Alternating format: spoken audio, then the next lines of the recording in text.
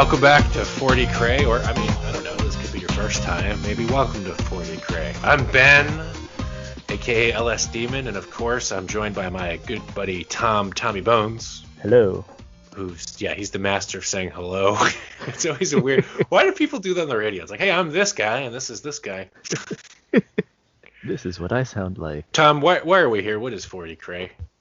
Our love of nerdy shit has not eclipsed our zeal for adult responsibilities. No, Tom, it's the other way around. Our adult lives and responsibilities haven't eclipsed our zeal for nerd shit. Anyway, Tom, what are you drinking tonight? So I've got Hopping Nomad. That is the generic Aldi brand beer. So true story. Aldi in Maryland does not sell beer, which is bullshit. Because that stuff is good, right?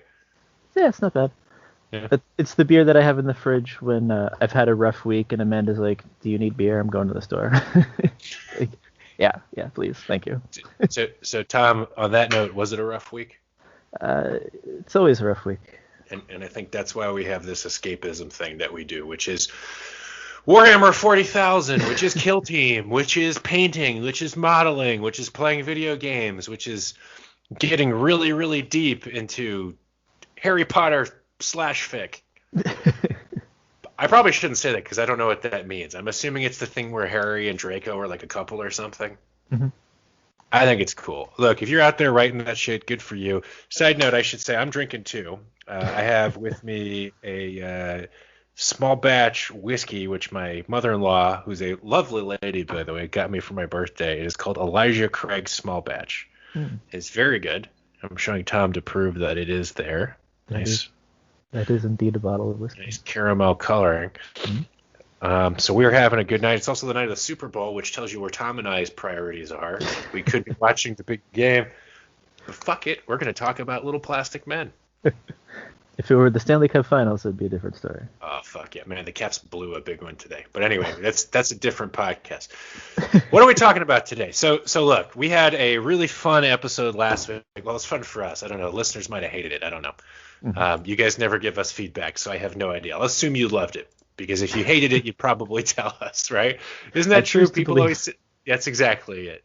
People always shit on things they hate, but they don't say anything about things they like. So I'll assume you like it. But what did we do last week, Tom? Last week, your brother was on, right? Yeah, I think so. Yeah, it was the Wagasode. Orkisode. We talked about orcs, and Andrew, my brother, who's our resident WOG embodiment, was talking about how when he plays Kill Team with orcs, he has kind of a separate agenda, which is kill as many guys, he says crump as many guys as possible, because that's what orcs do. Mm-hmm. And that got Tom and I thinking. It's a good point. There's a lot of armies in Kill Team, and I think in 40K too, where we as gamers will try to play to win, but in so doing, we don't really play to the character of that army. Mm-hmm. So great example, Tom, is, think about all the time you've got your Emperor's Children, your precious Slaaneshi Marines covering a point and not shooting anybody. Yeah, it just seems like any legion or chapter that you choose, you're going to be playing the game relatively the same way, regardless of how your guys are painted, right?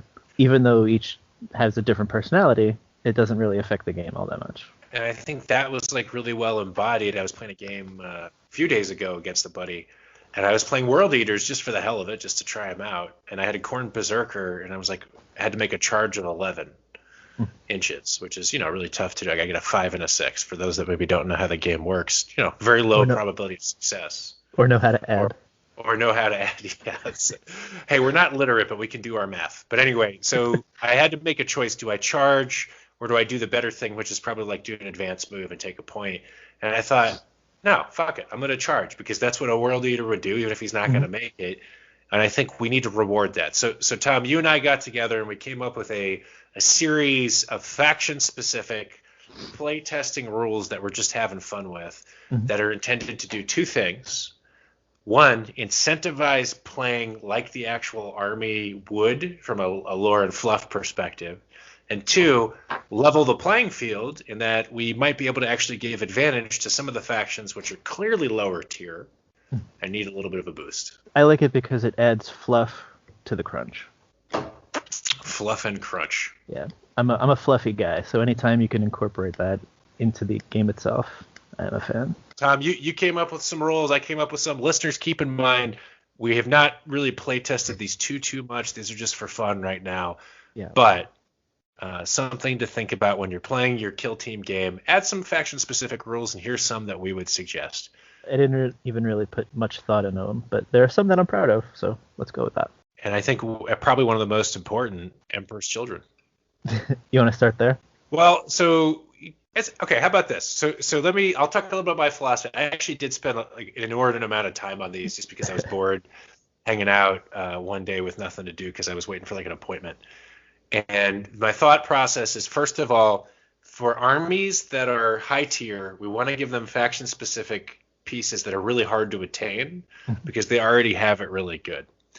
So things that might incentivize them to act a little bit differently, but are hard to attain. In contrast, for really low tier armies, we wanted to give them something really easy. So the one I'll start with is Kroot. Nobody plays Kroot. They're garbage. They don't have a faction bonus. They don't have any good models. They really don't really do anything super well. So I wanted to give them a really easy faction secondary set of objectives. I call it more meat for evolution. Mm-hmm. When an enemy model fails an armor save, even if that save does not lead to an injury roll, place a token within 1 inch of that enemy model. Gain a point if at the end of any phase you end a model within 1 inch of that token. So basically, it's not even an injury roll. It's just if you actually get somebody to fail an armor save, the idea is they're going to bleed. Mm-hmm. You're a Kroot. You eat meat. Some piece of meat is going to fall on the ground. Go eat it. Easy way to get a free victory point. Right. And we should add there's a maximum of 3 victory points allotted for all of these. I was thinking about that too. Maybe for like Kroot, it's a maximum of 5 just because they're such garbage. But yeah, the idea is for everything else is a maximum of 3. Depending on the tier of the army. Yeah, if you're Kroot against like I don't know Necrons, fuck, give them 6 points. Who cares? So that's a Kroot one. The idea there is it's a little flavorful. You're shooting with bolter equivalents, and I think the Krootox has like a heavy bolter equivalent. You're probably going to get through some armor, so reward yourself for playing Kroot. Right. All right, that was one of mine. Tom, what's one of yours?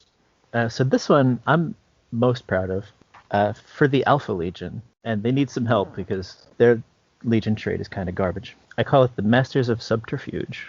You score an additional point from controlling an objective at the end of a turn in which it was previously controlled by an enemy model at any point in the round. So if you have a cultist or a couple cultists, and either, let's say they come up to a point, and now you've got a preponderance of models versus your opponent maybe only has 1, they now control a point, you get an additional point. So, yeah, I guess that's one way to look at it. I was thinking more like when your opponent, when they go first, right, they have to decide. Like, it kind of gets in their head, right? They have to weigh the option. Do they take an objective and then run the risk of losing it and giving you 2 points? Or do they hold it, try to weather the storm, for the 1 point, or just not hold it at all and forfeit 1 point? As opposed to, you know what I mean? Yeah, that's really good. And also because it puts an onus on them. Let's say they were going to put 1 model on a point, and if you're able to put 2, you could then get 2 points or that extra point and take it from them. So then they might disproportionately put people on that one objective. So it actually does change the flow. I actually like that. It's a little more subtle than I was thinking. Yeah, and now you're trying to, it's basically forcing the opponent to rethink their strategy. And I felt like that was perfect for the Alpha Legion. You're getting inside your opponent's head and making them change their game.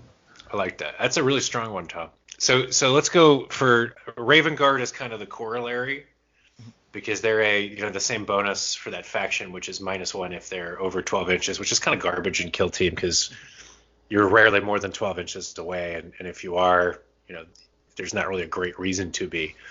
So I did something a little different for them, but I also added something for all Astartes. So I made specific ones for each faction of the Astartes, but I also said all Astartes can gain 1 point if any units of their team pass more than 1 nerf test during a battle.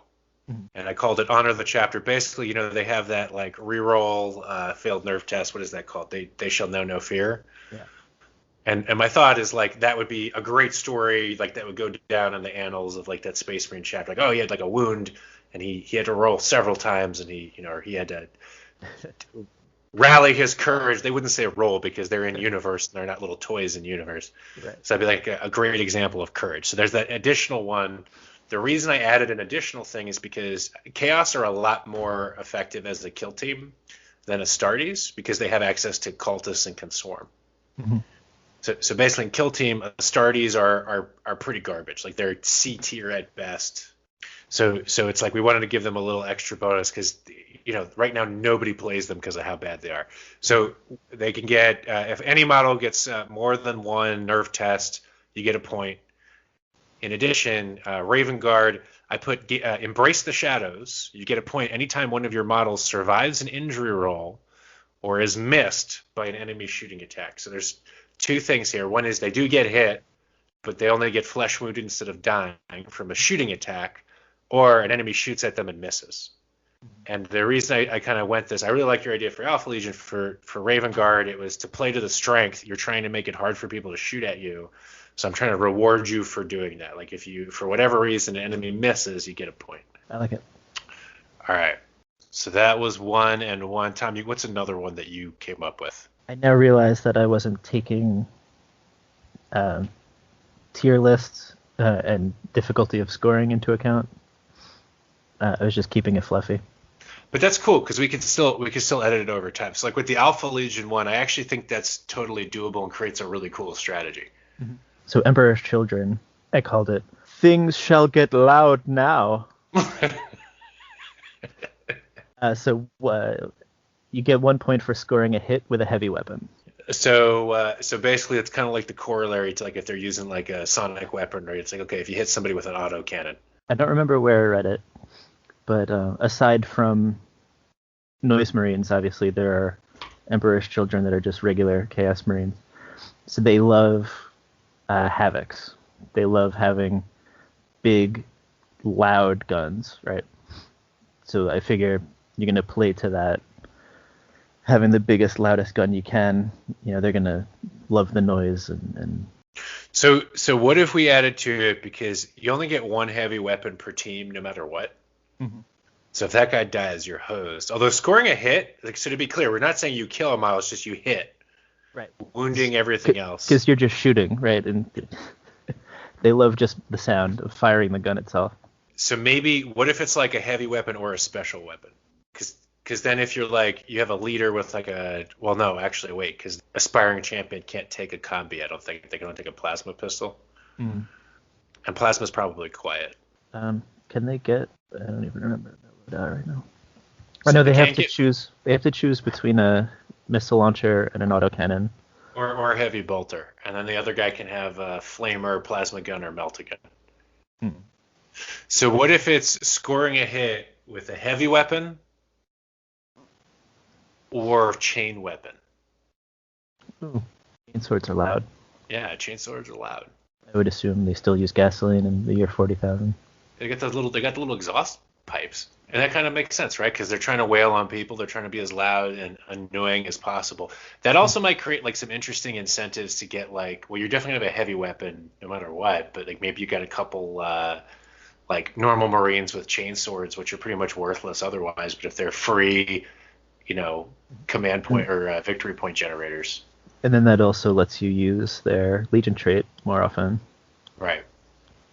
Because right now they can't take Berserkers, so you either take Possess, which are also kind of garbage, yeah, or or Terminators, which are tricky. So you're kind of creating a reason to do that, and that actually, yeah, because otherwise there's no reason to take. I mean, like Marines with chain swords are fine; they're not really that good. So this would create. Yeah, I like it. You like it? Thumbs up. Thumbs up. All right. Because basically it's easy to get victory points, but then you're kind of putting yourself at a disadvantage because you're taking a chain sword Marine, which is not probably in the meta as much. So it actually creates a cool, again, it changes your strategy a little bit. All right, I got an easy one. You ready for an easy one? Mm-hmm. Orks. Tactic is called Let's Crump 'em. Gain 1 point for every enemy unit taken out of action. You can't get more than 3 points. That's orcs brutal. they're solidly B tier. This actually might be a little too easy. It's if you're an orc and you're just taking the objectives, if you're taking just objectives, that's not very orky. You've got your little Gretchen, who's your CP battery, that is not very orky. Mhm. You should be charging and killing stuff. So maybe there's a way to restrict it because I feel it's a little too much. Maybe it's like if you have a knob, whenever a knob takes an enemy out of action, gain a point. Mhm. But Yeah. something involving killing, I think we need to refine it a little bit. Or would it be more impressive when boys take someone out of action? Or Gretchen. 3 for a Gretchen. 3 for you automatically get 3. Yeah, that's a good point. So it's gain 1 point for every enemy taken out of action by an orc boy or Gretchen. Yeah. So you're not just using them to capture points, you're actually using them in combat, which is what they're supposed to be. Done. Good. Because orcs are kind of like middle tier. Like they're pretty solidly like C or B. Mm-hmm. And I think in the right hands they can be a B plus. All right. So one I had a lot of trouble with is Drukhari. Mm-hmm. So I want to get your take on this one. So Drukhari, there's a lot of fluff things that they would be doing in Kill Team. They could be capturing slaves on a raid. Mm-hmm. They could be torturing people, collecting intelligence about something else that they want to get. So I wanted to come up with something that was fluffy. On the flip side, they're a very strong faction up there with Necrons and Asuryani for the best right now.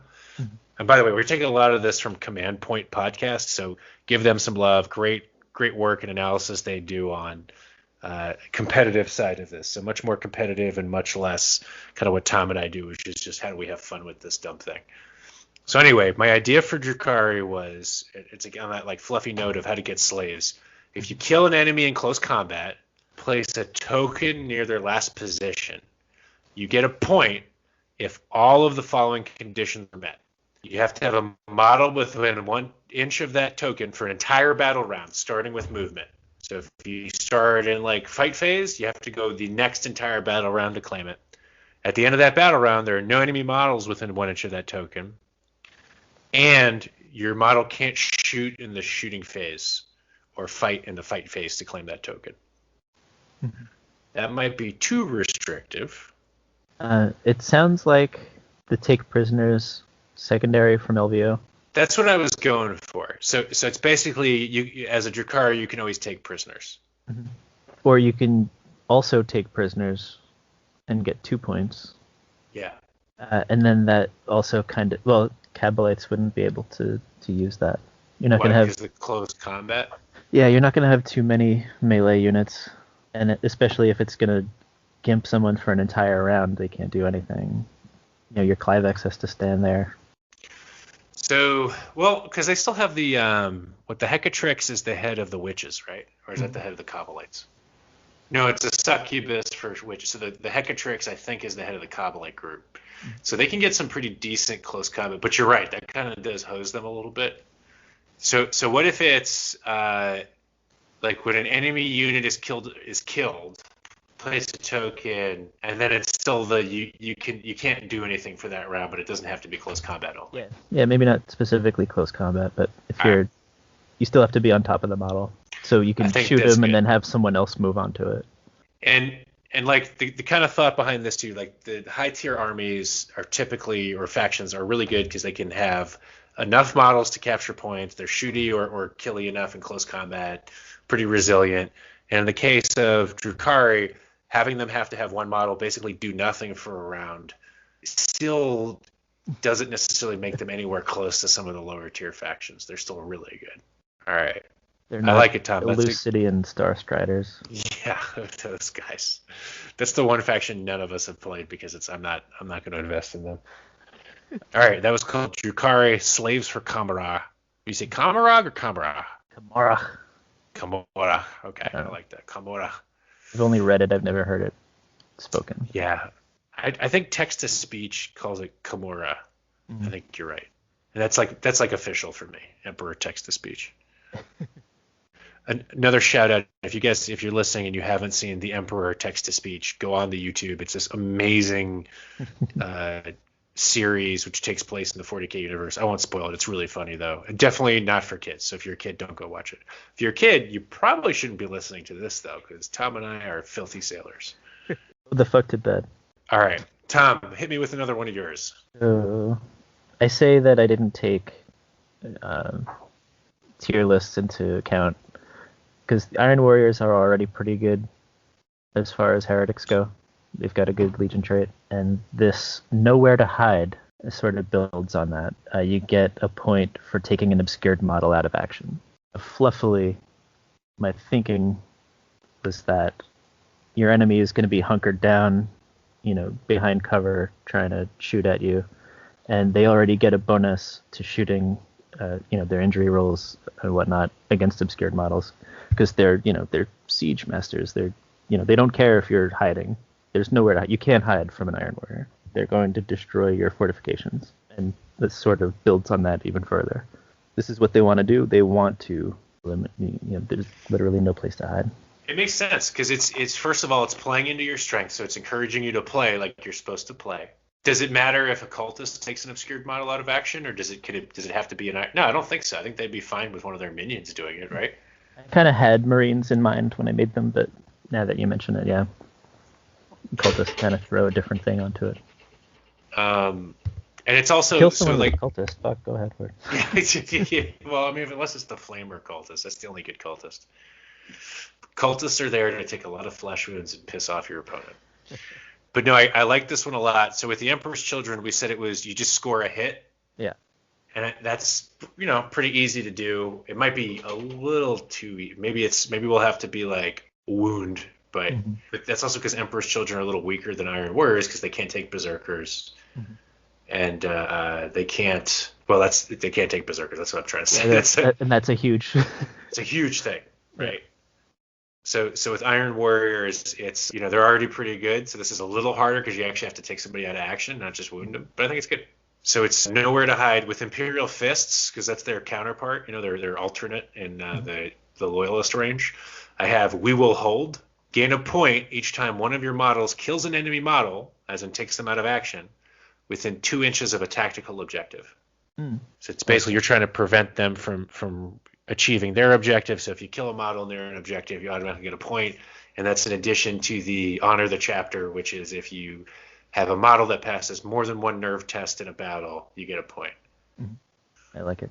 Staunch defenders, making sure you don't achieve your goals. I like it. So I have, we'll do a couple more here, and then maybe we'll break, because we're going to cover this in a couple different parts because there's so many faction groups that we have to cover. And I think the other reason we're not going to do different faction rules for every army. So for example, I don't care about like Leviathan versus Behemoth versus Kraken, but like Space Marines are very different because there's so much lore about each of the chapters. But I created one for Death Guard. I call it Grandfather's Mirth.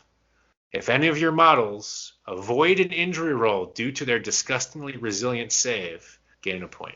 I like it. And I want to word it so that it's if you get shot with a multi-damage weapon and you make one of your two, it doesn't count. I want this to be like you laugh something off. So if a plasma hits you, you roll one of the two, disgustingly resilient, but you still take damage, doesn't count. Right. It has to be you completely ignore it. And the reason I like this, it applies to the Marines and to the little cultist guys. And we've seen Death Guard kind of go down a little bit in recent years, ever since they were at the top of the meta. So this one's not too hard for them to get, but it's not super reliable. Right. So you can't really count on it, but it also plays into just how you should play the army, which is just they're tanky. Yeah. So that's Death Guard. What else you got? So the Night Lords seemed a little too obvious on the nose, just because the way they are. I figure if you gain a point from an opponent failing a morale test, and it kind of goes hand in hand with their leadership debuff, but they're not great. So that would be super awesome against any non-elites army, because they're not great, and that would just if you play them the right way, which is focusing on morale, it helps them out. But if you're against, let's say, like Astartes, you're probably just not going to get that. Yeah, it's fluffy. What about? Well, how about this? You gain a point if at least one enemy model fails a morale test, or if an enemy model has more than one flesh wound at any given time, because they like to torture people. Yeah, that they do. So that's like if you kind of injure somebody but you don't kill them, it's actually you get a point because it's like you're kind of toying with them. Let's go with that. So that makes it I mean, that's more evening the odds. I still feel like that's not going to happen that often, though. Mm-hmm. What do you think? Yeah, getting more than one flesh wound didn't really happen all that often, that I can remember. Either you crap out on the roll and take a flesh wound, or you're out of combat. So what about this? What if you get a model to break? How about it's at the end of the turn, you can get up to 1 point if any of the following are met. An enemy breaks or is shaken or fails a morale test. Either they're shaken or they break, whatever the expression is. Mm-hmm. 2, an enemy model ends up with more than one flesh wound. Or 3, more than one enemy model ends up with a flesh wound. Mm-hmm. So if you have 2 models that have flesh wounds, you also get a point. In one round? The flesh wounds are inflicted? Yes. So you can only get 1 per round, but then it gives you 3 scenarios, all of which are somewhat likely. Yeah. And then I just remembered that the last campaign we played when I had a cultist take 4 flesh wounds in order to die. It does happen. All right. How about a couple more? All right. White Scars. I was actually pretty proud of this one. I kind of like this one. Mm-hmm. Thrill of the Chase. Gain 1 point for each model of your kill team that ends up any turn more than 12 inches away from your deployment zone. Very fluffy. So it's basically if you've traveled more than 12 inches away from so if you end up with like 3 models that are all the way on the other side of the field, boom, you get your 3 points. Mm-hmm. They like to go fast. They may as well be painted red. Here's a couple more. Blood Angels, Embrace the Rage. Gain 1 point for killing an enemy in close combat. Mm-hmm. So basically, if you're doing what you're doing, like Marines are not really a good close combat army, mm-hmm. just because you're only ever going to have, a handful of dudes probably, maybe a few more, and other people do hand-to-hand better. Right. So it's rewarding you for trying something which is not like optimized for it. Dark Angels, Gather Intelligence. Gain 1 point for killing an enemy specialist or leader, and this is cumulative with any points conferred from other secondaries. So if you have like high-profile targets, you kill a guy, you get 2 points, not just 1. Mm-hmm. I really like your Space Wolves one. So that is Epic Stories. Gain a point each time an enemy model retreats or falls back, or if one of your models is hit by an Overwatch attack but is not removed from battle. So if you go into Overwatch and they actually hit you, they roll a 6 or they get a flamer, but you survive, that's an epic story. I love that. Because I could just picture, a bunch of Space Wolves sitting around drinking mule after the battle and telling, I made somebody run away from me. I charged him. He got so scared he turned and ran. See how you ran. And that's, again, Space Wolves are not they're close combat. That's where their bonus is. Marines are not as good at close combat as other armies, so it's kind of like giving you a bonus. Mm-hmm. Same one, Black Templars, challenge accepted. Gain a point if one of your models is charged by an enemy and you do not retreat. So if you allow somebody to charge you, it's like you're accepting their challenge. Or the second condition, if you charge an enemy successfully that has a weapon skill of 3+ or better. Mm-hmm. The point is then you're trying to challenge somebody who's equal at combat to you. If you don't retreat, but if you Overwatch, it's fine. Ooh. No, I think that's a good point. Maybe you don't retreat or Overwatch. You don't react at all. Yeah, you don't react. You just allow the that is cool as fuck. I like that one. That's The Rock sticking his hand out and exactly beckoning you in. And that could be cool because if you set up your guys right, either they won't have any shooting attacks they can make anywhere. It's not going to be it'll be like a pistol of some kind. So you're just like, nah, just bring. I misspelled this. It says Iran hands. I love that. Get on. Each time one of your models survives an injury roll or avoids one due to a successful 6+ feel no pain. So that's if you make the feel no pain, you get a point, or if you survive an injury roll with a flesh wound, gain a point. Mm-hmm. Right. The flesh is weak. Flesh is weak. Let's see. You have a couple other on the chaos side too, I think, right? Yeah. Black Legion for the Black Crusade. I kind of see them as the chaos version of Ultramarines. They're gonna Sons of Horus, leading the charge, the spearhead kind of was their whole thing. So I went with you score an additional point from controlling an objective in a turn in which your controlling model survived a shooting attack. Because I kind of figured, they'd be the ones leading the charge, controlling the point, standing their ground, leading by example, and they're going to get shot and just in the face of adversity, just lead their men onward into battle and not be phased. So I really like that because it also creates an incentive for your opponent not to shoot you with controlling an objective, which is kind of cool. But what if you're fighting a really melee-focused army? I'm trying to think of what would those be. So like Tyranids.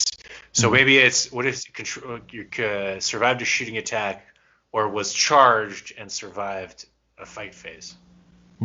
So it's not every turn they fight, but it's if the turn you were charged, you survive. Right. This kind of no fear type of attitude.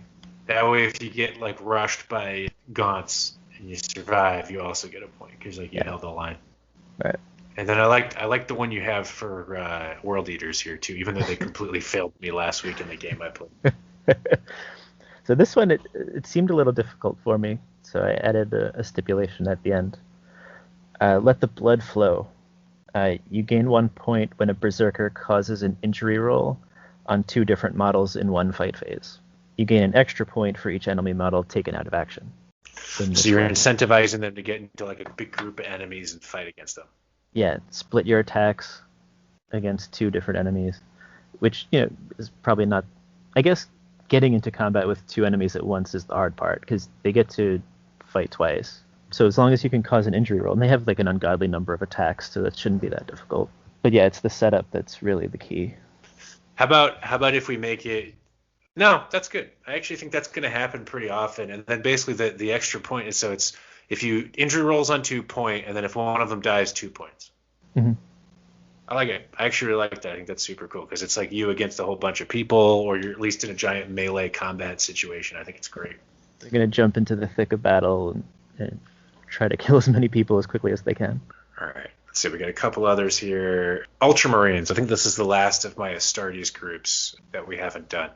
Codex formation. If 2 or more of your models successfully land a hit in the shooting phase or a hit in the fight phase, gain a point. You can only get 1 point this way in each battle round. So Ultramarines, pretty crappy faction bonus. They get +1 leadership, which isn't really important because they're already, re-rolling. And they can fire on a 6-up hit if they fall back. So kind of garbage. So this is basically if you have a firing line or a couple people that make shots or a couple people that make hits, you get a point, and you can get up to 2 in a single battle round because you have 2 different phases. I also have Thousand Suns, Dark Secrets. Gained 1 point for killing an enemy specialist or leader. So this is actually the same one as Dark Angels. For me, like they're going to be going after similar things, which is intel. Yeah. So I couldn't really think of anything else that would like super fluffy. I was trying to do one where you get a point if none of your Rubricae die because they're kind of irreplaceable. Right. But I couldn't really think of anything. So right now it's just high profile targets. Number 2. I don't know. Any thoughts? Anything we can do to improve that one? I mean, lean into the Psyker thing. Okay, so what if it's because they're already reasonably okay. They're kind of with like Death Guard in terms of like a little upper mid tier. Right. So maybe it's gain a point for using a psychic attack on a specialist or leader. So even if you don't kill them, if you roll it and it happens to be positioned so that it's a leader or specialist, you get a point. And that might actually incentivize people to take 2 sorcerers. Right. So I like that. Or with the Rubricae, if they make a save while using the All is Dust rule. Yeah, I was thinking, or somebody gets because everybody's got a 5-up invuln, if somebody makes their 5-up invuln. It's like, yeah, that's a good one. So if you do a psychic attack against a leader or specialist, or somebody makes their 5-up invuln. So if you have an all Zangor armor, you can get something too. True. All right, last one for this part 1, and then we'll come back next time for part 2 and hopefully finish ourselves out. Necrons, protect the tomb, aka get off my lawn. Necrons are really high on the tier list right now. They're a pretty strong faction, so I tried to make these a little more spotty, so you couldn't necessarily spam them. You can get 1 point if at the end of the game there are no enemy models in your deployment zone. 1 point if the enemy team becomes broken during battle, and an additional point if, or in the final round, you control more markers than your opponent. I like So that. The 3 objectives are tied to, each victory point is tied to a different stipulation. It kind of influences the way you have to play the game in order to get max points. And I mean, they're already really good. They're already getting a ton of points. So it's kind of, you can do a couple things, but you're probably going to just have to strategize. And it'll also give your opponent to pretty easily block you. Yeah. Like, just have one of their models in your deployment zone that deprives you of a point. And I think there's an LVO secondary like that as well. Oh, what? Where you don't have anybody in your deployment zone? I don't know, maybe I'm thinking of the one where you have to be close to all of the board edges. Oh, so that's there's actually a couple of those in the arena set too. Mm. There's like domination where you have to be near the middle. Recon sweep, I think, is where you have to be against 3 edges. Mm-hmm. And then there's another one where, recon sweep is I think you have to go to the enemy deployment, and there's another one where you have to have each of the board edges. Basically, these are all things that if you're a Space Marine, you're never going to be able to do, which is why we tried to bump them up. So while your enemy is scoring that objective, they're also denying yours. Yes. So it helps them out a little bit. Hopefully it doesn't, disproportionately screw one group over the other. But look, we're just testing these. Just like the idea. We'll see where it goes. I'll play with some of these this week, but really trying to get us back to the roots of the whole game, which is try to be like the faction you're trying to represent and have fun. More importantly, role play a little bit. They're different factions for a reason. So I think that takes. They're different. Boy, I'm sorry, Tom. I keep interrupting you too. So I apologize for that. That's okay. All right. Well, thank you for joining us and kind of humoring us. We'll post these rules as we come up with them. We're going to do some more. I think we've got about half of them through, given that we counted all the Chaos and all the Space Marines as kind of their own thing. Mm-hmm. I don't think we'll do that for Imperial Guard, because I think Talaran and Valhalla, whatever, are going to have the same things they need to do. Yeah, I started thinking about that, and it just got a little out of hand. But maybe in 20 years, when they make 500 books about each of those groups, we can have enough fluff that we'll have to make them different. If they ever take any other Militarum out besides Cadia or Catachan out of retirement. Take it out of retirement. I don't know. There's going to be a lot of stuff coming out. I'm excited. Although at the same time, I actually went to a GW store this week to try to get some paint and some Death Guard, one of those Plague Marines, out of both. It's like, do you have this? No, we don't have it. Do you have this? We don't have any paint. Well, they didn't have any spray primer. Ah, dicks. I know. Because I got a lot of guys I got to prime, if you know what I mean. Tom, what do we always say at the end of these things? Suck it. What else? Good fight. Good night. Adios, muchachos. Mash that like and subscribe. Of course. Smash it. Smash the like and subscribe button, and we'll see you soon. And don't forget, knowing is half the battle. Jojo.